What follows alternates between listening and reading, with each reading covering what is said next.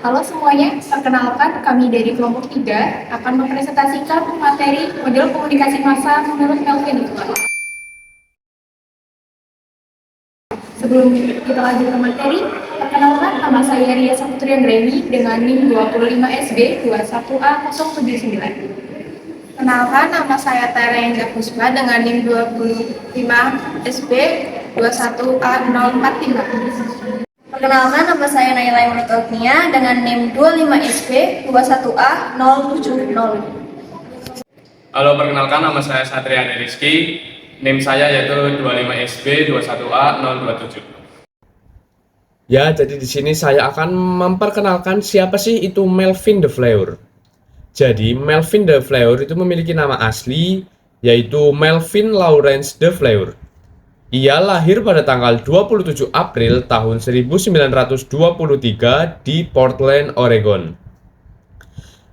Beliau adalah seorang profesor dan akademisi di bidang komunikasi dan psikologi sosial. De Fleur menerima gelar PhD dalam psikologi sosial dan University of Washington pada tahun 1954. De Fleur aktif meneliti efek media, penyebaran informasi, serta model komunikasi yang berpengaruh besar dalam perkembangan teori komunikasi modern. Selama karirnya, beliau menulis banyak buku dan artikel ilmiah yang menjadi referensi utama serta mengajar di berbagai universitas ternama. Jadi, setelah kita mengenal siapa itu Melvin de Fleur, di sini aku mau ngejelasin tentang definisi model Melvin de Fleur. Model de Fleur adalah proses komunikasi massa yang dikembangkan dari proses komunikasi yang merupakan gabungan dari model Shannon dan Weaver, serta Mestley and McLean.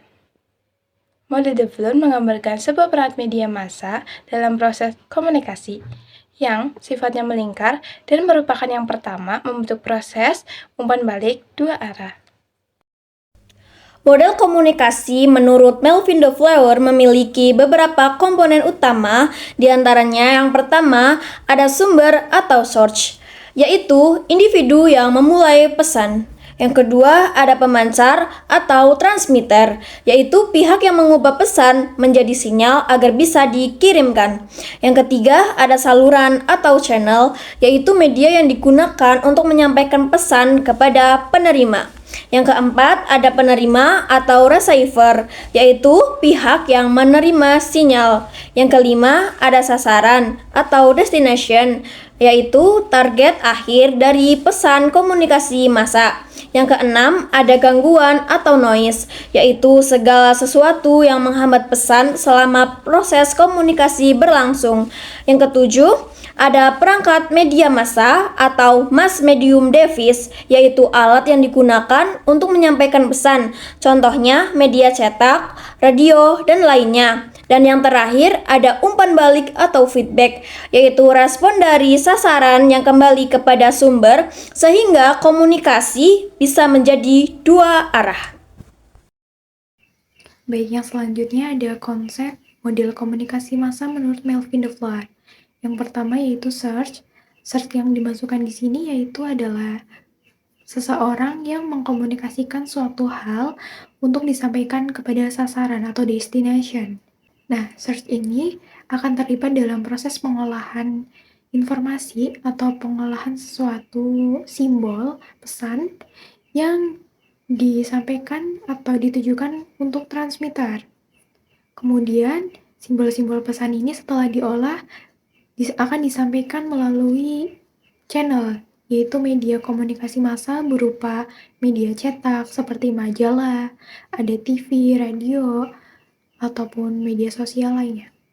Kemudian, simbol-simbol pesan tersebut akan diterima oleh receiver, lalu receiver akan mengolah lagi atau menangkap lebih dalam makna dari pesan-pesan tersebut.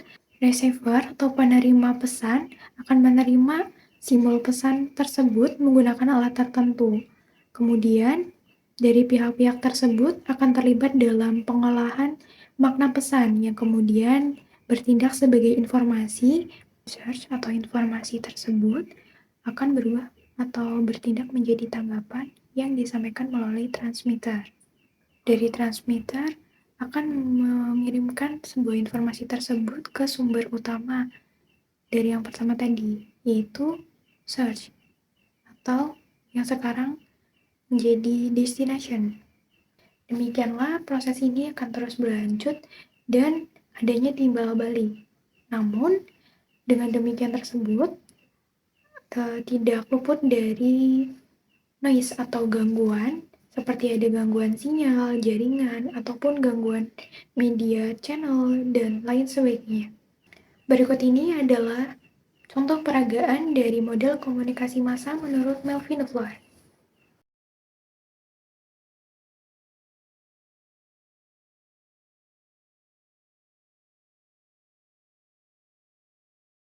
Inilah contoh penerapan dari model Melvin Lefleur. Dalam video ini terlihat bahwa seseorang menggunakan media sosial Shopee dengan fitur siaran langsungnya untuk berkomunikasi dengan para penonton siaran langsung. Kegiatan ini dikatakan sebagai model komunikasi Melvin Lefleur karena ketika seseorang melakukan siaran langsung, secara tidak langsung penyiar menjadi source. Kamu di foto ini bagus banget. Kamu pakai apa? Aku pakai ini. Ini keluaran terbaru loh. Kamu belinya di mana? Aku beli di Shopee, di Love Shopee. Coba kamu cek aja di medsosnya. Ada kok. Sini aku ketikin. Nih, coba kamu komen-komen gitu biar kamu tahu set yang cocok buat kamu.